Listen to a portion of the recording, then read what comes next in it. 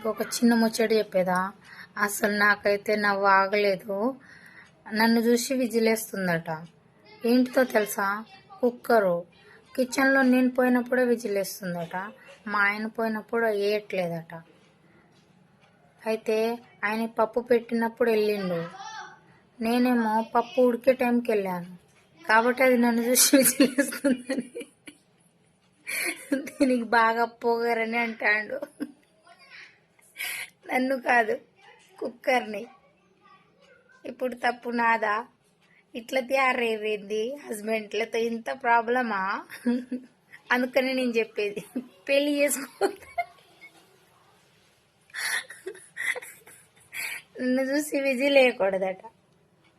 నన్ను చూసి ఎందుకు వేస్తుంది? అది కళ్ళు మూసుకొని వేస్తుంది కదా.